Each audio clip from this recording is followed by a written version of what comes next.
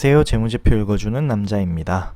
오늘 알아볼 기업은 다시 부활할 수 있을지 기대가 되는 혹은 의심이 되는 두산중공업에 대해서 알아보고자 합니다. 개인적으로는 제가 취업을 준비하고 대기업에 입사를 준비할 때 가장 가고 싶었던 기업이 두 곳이 있었어요. 두산중공업이랑 그리고 LG화학이었거든요. 두산중공업을 입사를 하고 싶었던 가장 큰 이유는 제가 대학생 때 그 담수화 쪽 사업에 대해서 나중에 미래에는 저게 정말 먹거리가 되지 않을까라는 생각을 했었고요.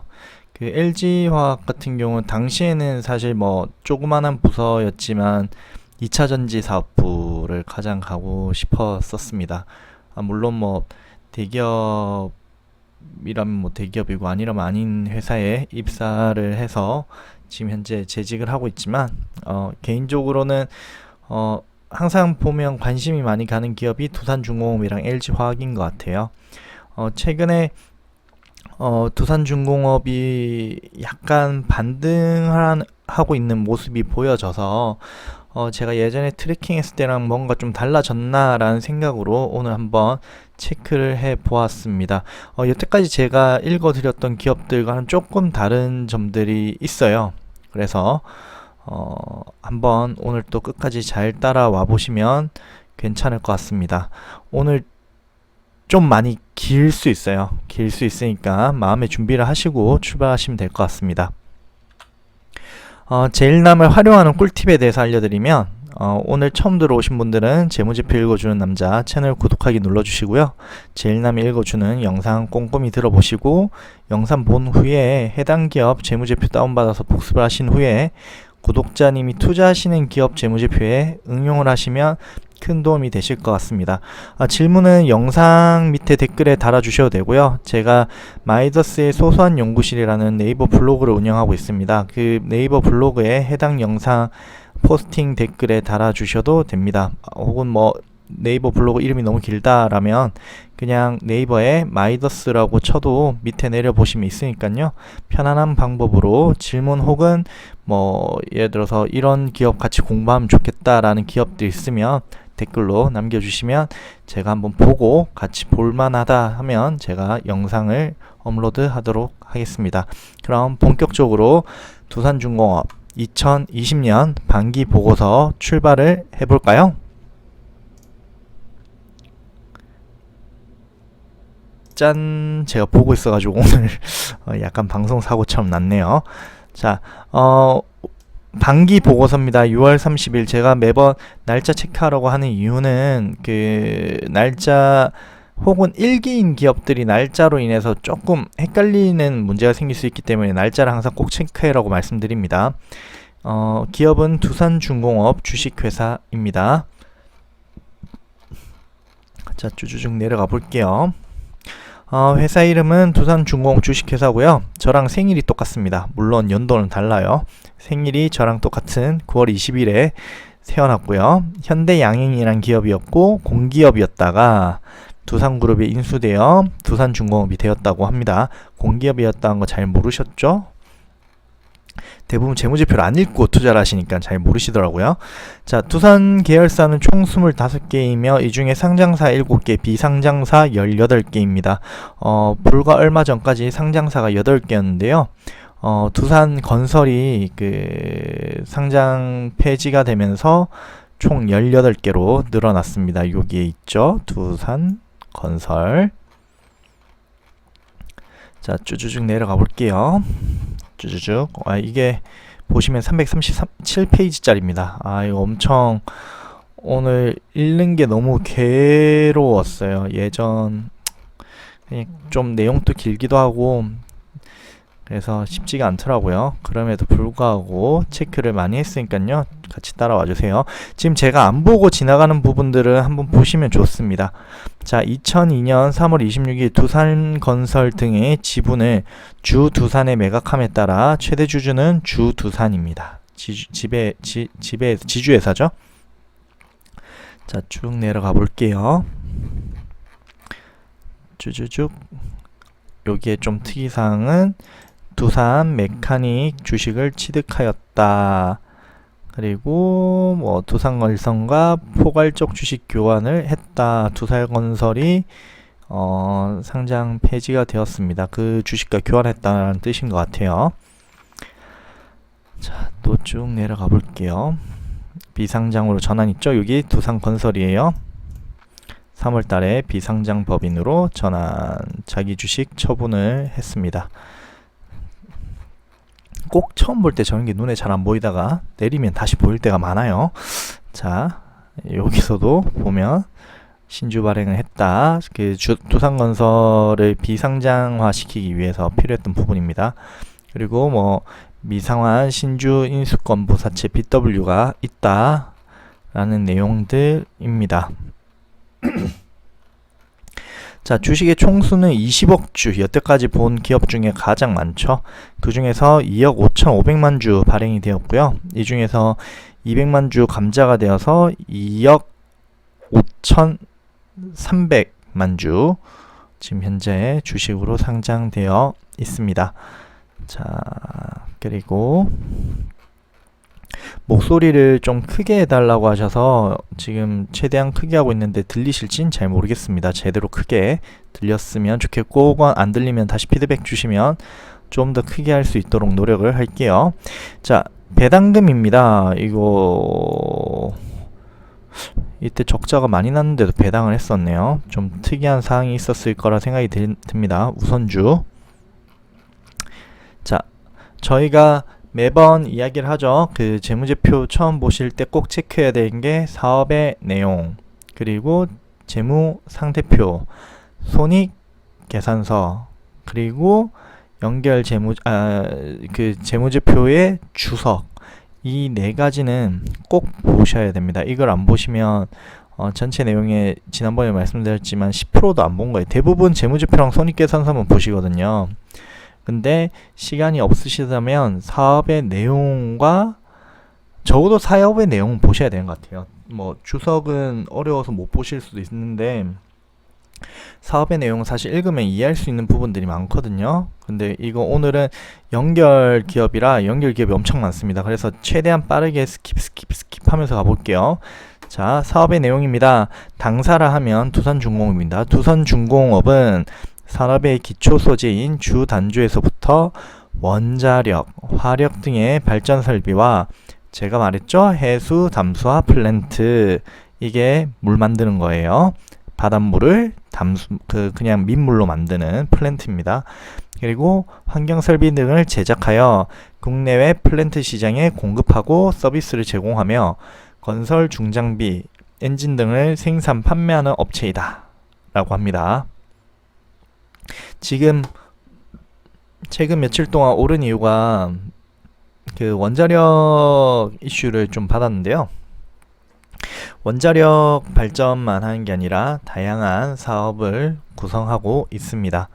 자, 당사는 두산중공업은 이제 기존 원자력, 화력 등의 발전 설비 제작 및 유지, 보수 등 서비스를 제공하는 발전 부분과 회수, 담수화 플랜트 및 수처리를 제작하는 워터 부분, 물 부분, 그리고 환경 설비 등을 제작, 납품하는 산업 부분, 조선용 기자재와 발전, 제철, 화공, 시멘트 플랜트 등의 핵심 소재를 공급하는 주단 부분, 토목 건설 사업을 수행하는 건설 부분, 구 두산건설이죠.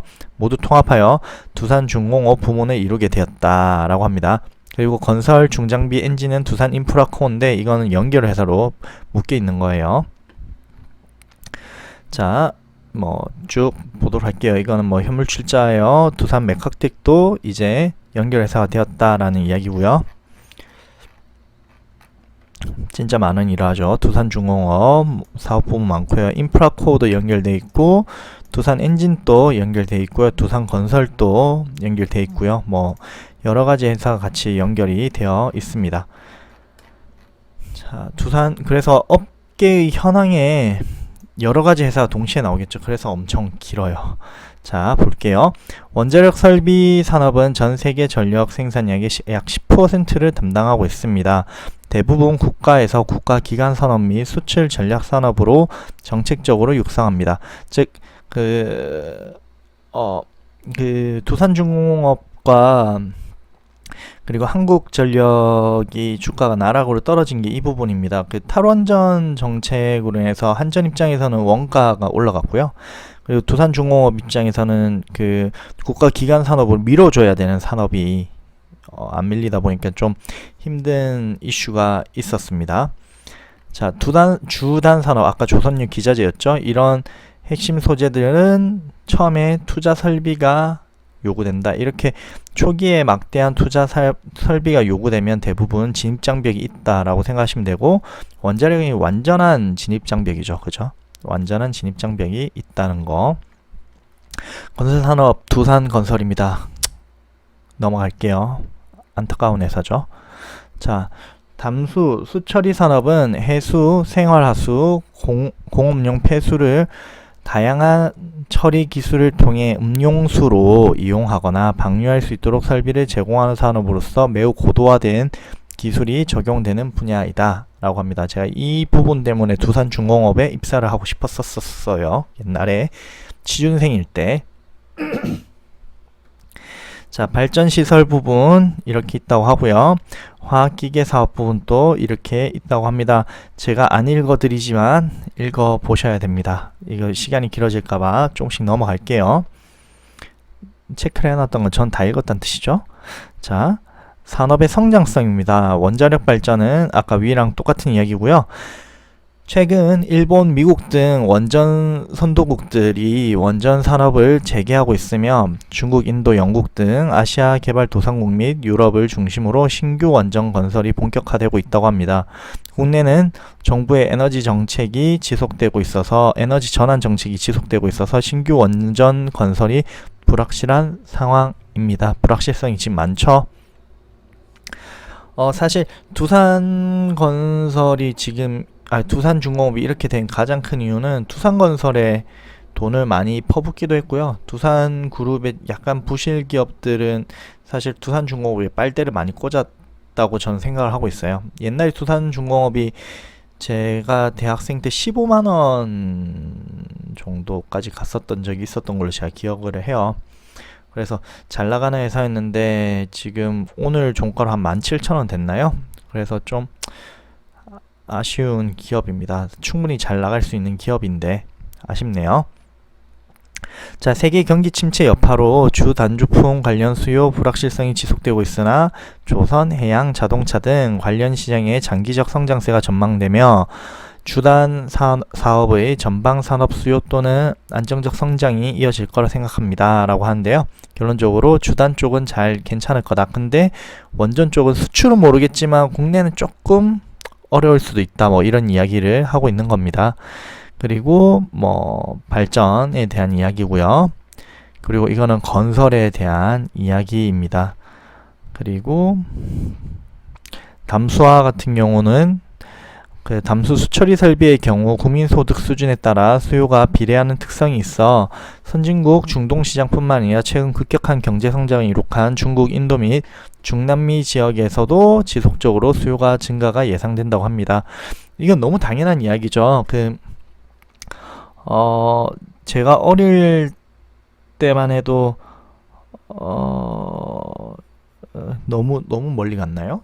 그게는 별로 적절하지 않는 것 같습니다. 그냥 해외를 예를 들면 이제 소득 수준이 낮을 때 괜히 물 관련 질병이 많은 게 아니잖아요. 소득이 높아질수록 물의 중요성에 인정을 하게 되고 그래서 수처리라든지 이런 거에 대한 관심이 많이 생기게 되는 것 같습니다. 그래서 소득이 늘어나면 그런 물 관리에 좀 더 힘쓰게 된다는 거는 어쩌면 너무 당연하죠. 소득이 많아지면 좀 더 깨끗한 물을 마시고 싶잖아요. 그렇게 생각해 주시면 될 것 같네요. 화공 기자재 쪽 유가 하락 때문에 조금 성장이 둔화되었다는 내용이 있었습니다. 자, 쭉 내려가 볼게요. 자, 경쟁 요소인데요. 원자력 설비 기술은 국가 안보 및 경쟁력과 연관되어 있기 때문에 독자 노형을 보유한 국가는 자국 기업을 선호하여 독점 체계를 구축하는 경우가 있습니다. 한국도 한국형 노형이 있어요. 그 두산중공업이 가지고 있고요. 그래서 독점 체계를 구축하고 있습니다. 국내도 마찬가지예요. 그럼 독자 노형이 없는 나라 어떻게 할까요? 수입을 하죠. 대표적으로 UAE에 원전 수출을 했죠. 똑같은 케이스입니다. 그 노형 기술이 없는 쪽에는 수입을 해서 만들어야 되는 그런 이슈가 있습니다. 결론적으로 엄청 독점형 사업이란 거 그 이야기고요. 대신 많이 짓기가 쉽지가 않죠. 그죠?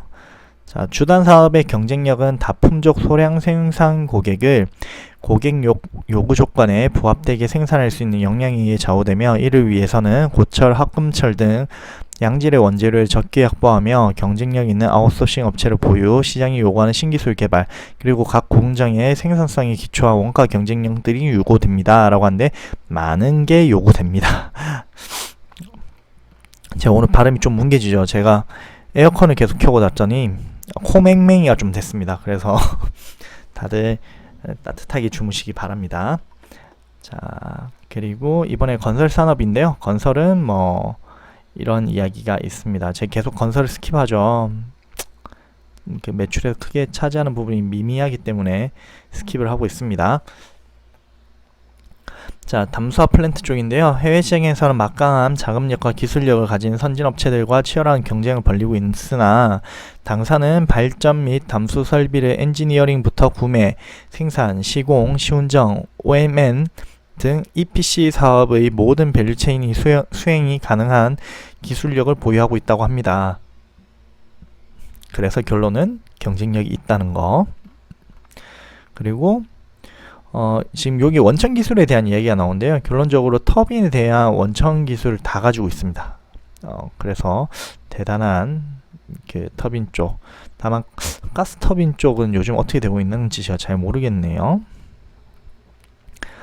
자, 터빈 밑에 있죠. 2017년에는 가스터빈 서비스 전문 업체인 DTS를 인수하여 미국 및 남미를 중심으로 연소기 터빈과 로터 등 가스터빈 핵심 부품 정비 서비스는 물론 증기 터빈 개보수까지 터빈 서비스 사업을 적극적으로 전개하고 있다라고 합니다.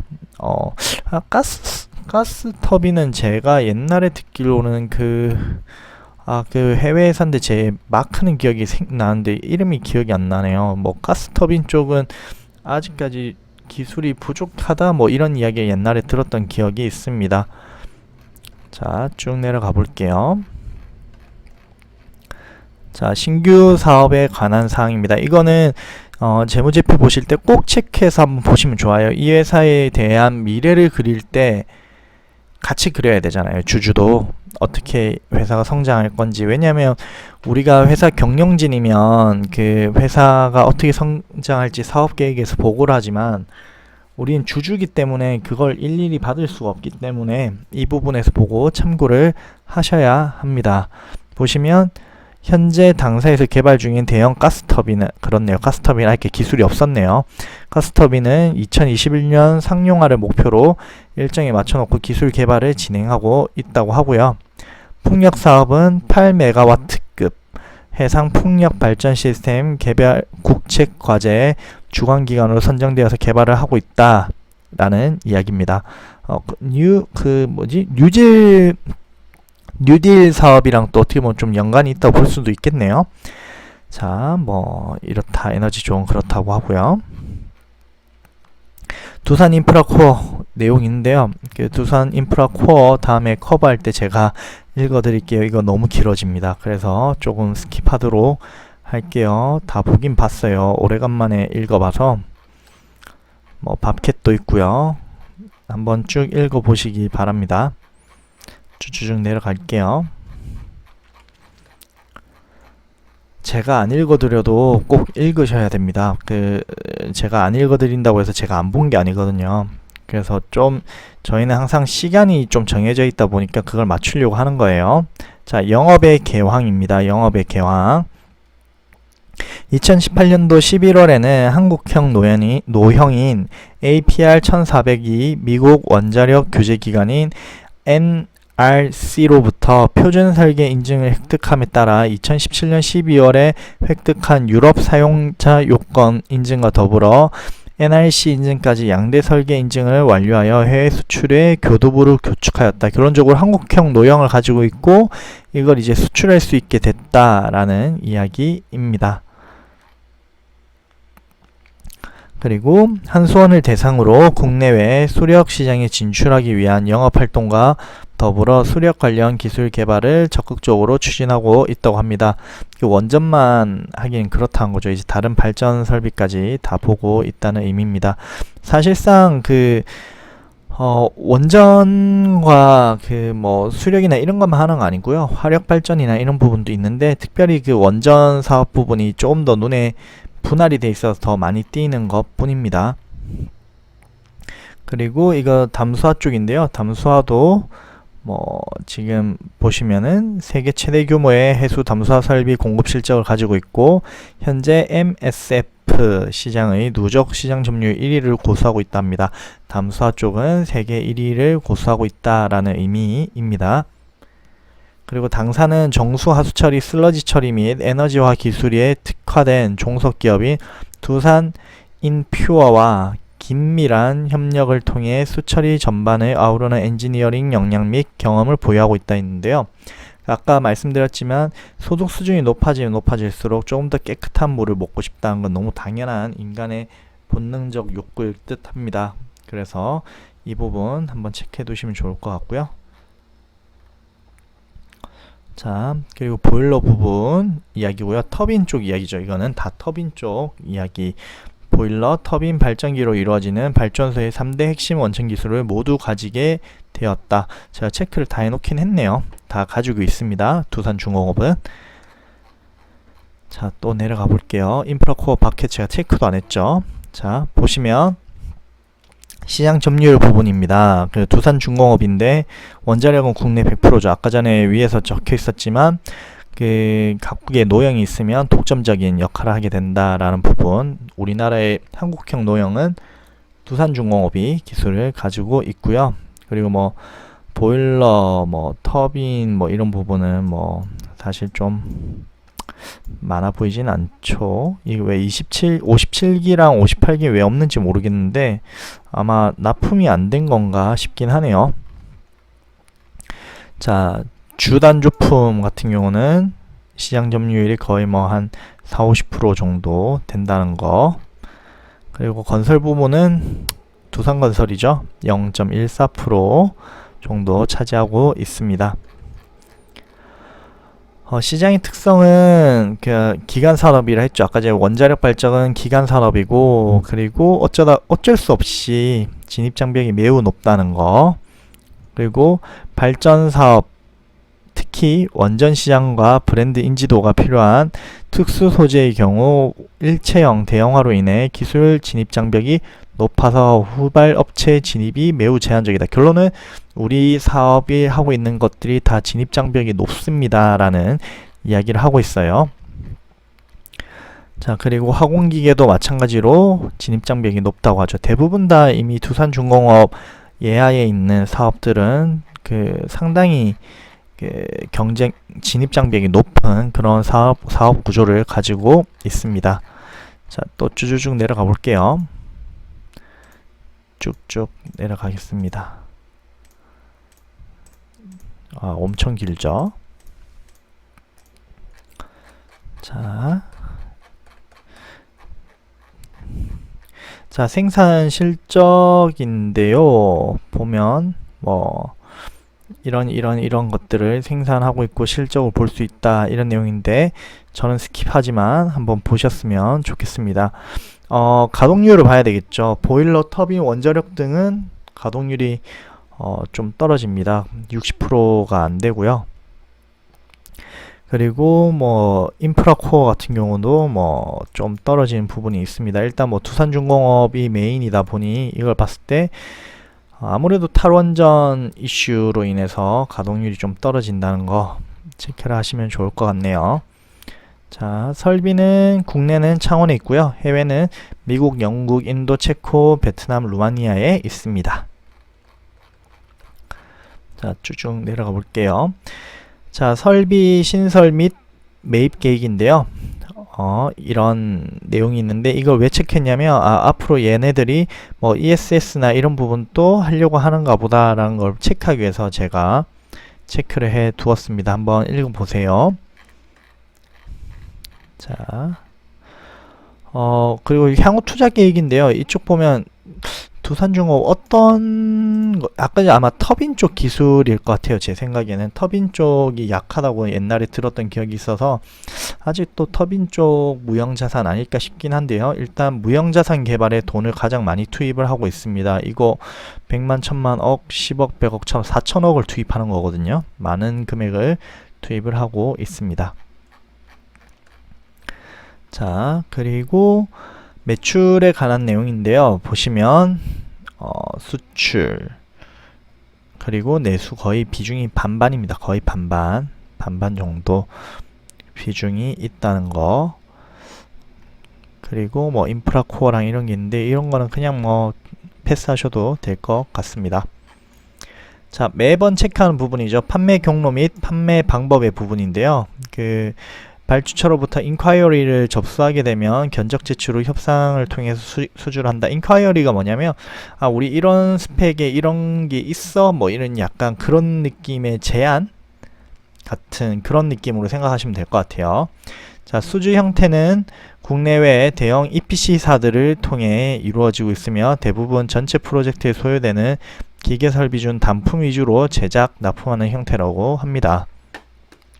인프라 코어 바켓은 직접 읽어보세요. 자, 그리고 판매 방법입니다. 판매 방법을 제가 꼼꼼히 항상 보는데요. 이 부분 또 보시면 지금 핵심은 저 부분이에요. 저희가 이걸 가장 체크하는 가장 저의 핵심 이유는 채권이 얼마나 잘 회수될 수 있느냐라는 걸 제가 핵심 키로 보거든요. 아무래도 예를 들어서 매출이 아무리 잘 일어나도 만약에 팔리지 않으면 돈을 회수할 수 없으면 이슈가 생기잖아요. 그래서 제가 이 부분을 많이 체크를 하고 지금 이 같은 경우는 뭐 메카텍이라 하면 아까 전에 자회사였는데 자회사 같은 경우는 전자음 LC로 계약한다 하고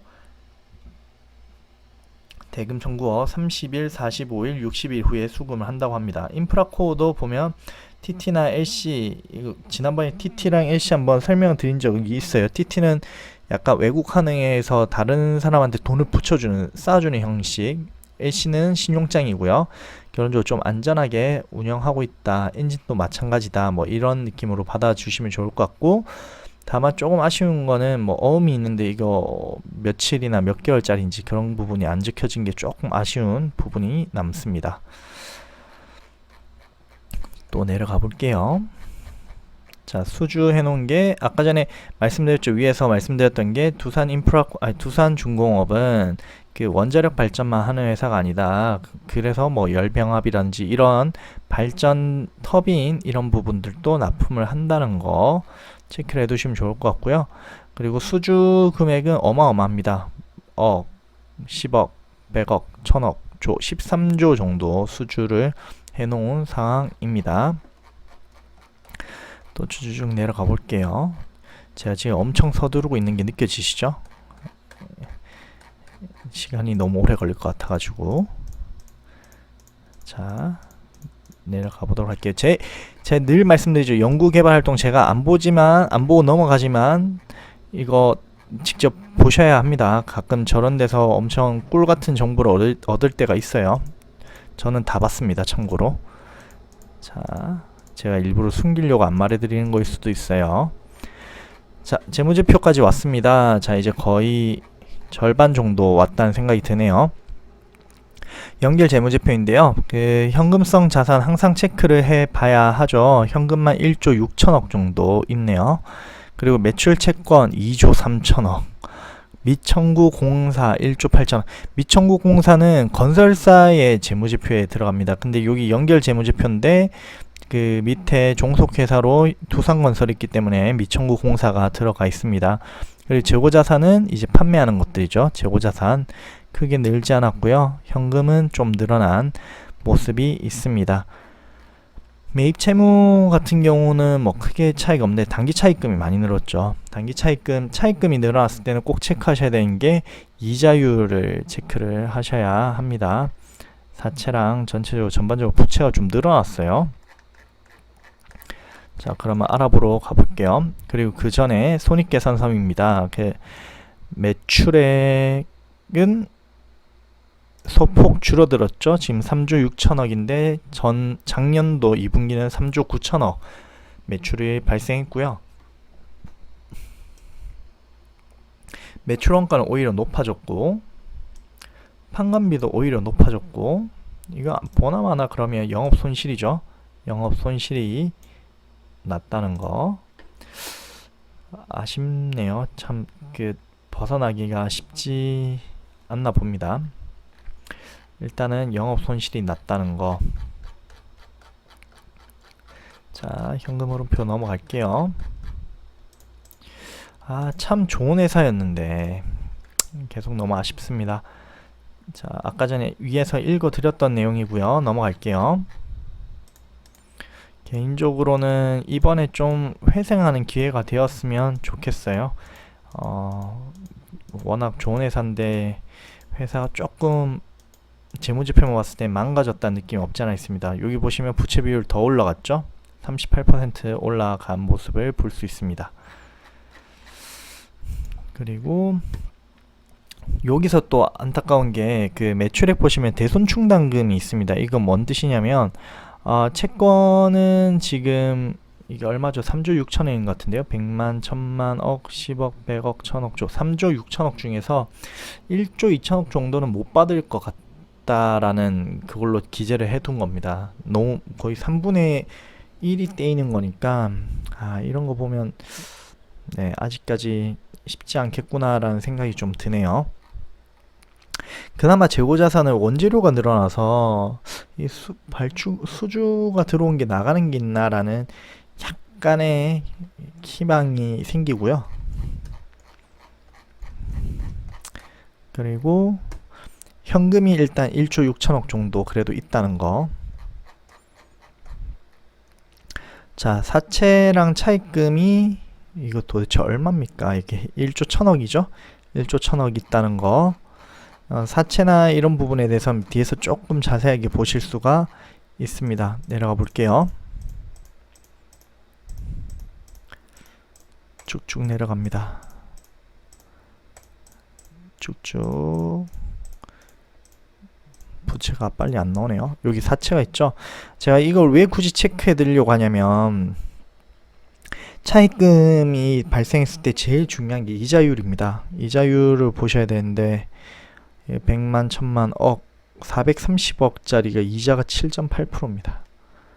7%대, 10%대 이런 것들이 보이죠. 기업이 힘들어지면 당장 현금 흐름이 꼬이는 것도 문제인데요. 이자율이 같이 올라가는 게 더 어려워집니다. 그래서 이런 부분들 조금 기업들 투자하실 때 차입금이 늘어나거나 이럴 때 가령 뭐 작년에 적자가 났는데 갑자기 차입금이 늘었다. 근데 그 차입금의 이자율이 떨어졌다라면 뭔가 있을 수 있어요. 상식적으로 예를 들어서 제가 구독자님께 작년까지 제가 돈이 계속 적자였는데 갑자기 제가 돈 한 1억만 빌려줘 했는데 이자를 싸게 해줄 리가 없잖아요. 그 이자를 싸게 해줬다는 건 분명히 뭔가 뒤에 이슈가 있는 부분이기 때문에 이런 이자율을 체크해 보시면 회사의 미래를 좀 보실 수 있는 부분이 있습니다. 다만 이거 정말 이 부채 부분이 어느 정도 해결이 안 되면 이게 참 쉽지 않겠다라는 생각이 좀 듭니다. 또 내려가 볼게요. 장기 차입금 또 보시면 뭐 4%, 두산건설 7.5%, 물론 금액이 크진 않죠. 그리고 인프라코어도 뭐 8% 이렇게 돼 있는데 이자율이 대체로 조금 높은 편에 들어가는 듯 합니다. 자, 사채가 오히려 더 싼 것일 수도 있어요. 이거 사채가 뭐 5.8% 이렇게 나오니까요. 회사채까지 다 발행을 했죠. 자, 두산건설, 유동화 채무도 보면 뭐 6에서 8%, 두산중공업도 뭐 거의 6% 정도로 회사가 좀 금리가 엄청 세다는 느낌을 받으시죠. 오늘 제가 너무 좋아했던 기업 두산중공업에 대해서 좀 알아보았습니다. 전반적인 느낌은 아직까지는 상황이 좋지 않아 보인다라는 느낌입니다. 근데 사실 상황이 좋지 않은 기업이었다가 상황이 급격하게 좋아지는 경우도 분명히 있거든요. 그렇기 때문에 기업 최근에 주가가 많이 올라갔는데 그건 기대감에 의해서 올라간 거 아닌가라는 생각이 들면서 조금 트래킹을 지속적으로 해봐야 되겠다는 생각이 듭니다. 이게 회사 상황이 나아지면 그 부채 갚는 속도도 순식간에 갚기 시작하거든요. 그래서 두산중공업에 만약에 이번에 투자하신다면 회사가 어떻게 변해가는지에 대해서 트래킹 하시면 아마 투자하시면서도 좀 좋은, 어떻게 보면 좀 편안한 마음으로 하실 수 있지 않을까 싶습니다. 아무것도 모르는 상황에서 투자를 했을 때 너무 불안하잖아요. 그런 점에서 좀 짚어드리려고 오늘 제가 두산중공업을 준비를 해 보았습니다. 오늘 영상 어떠셨는지 모르겠어요. 사실 참 크게 막 엄청 좋은 지표들이 없어서 좀 아쉽더라고요. 제가 참 좋아했던 기업인데 앞으로 좀 더 나아지길 기원해 봅니다. 오늘 영상이 유익하셨다라면 좋아요 한번 눌러주시고요. 그리고 다음에 또 올라올 기업이 궁금하시다면 구독도 한번 꾹 눌러주세요. 긴 시간 들어주셔서 너무 감사합니다. 다음에 다른 영상으로 또 다른 기업으로 만나 뵐게요. 모두 안녕.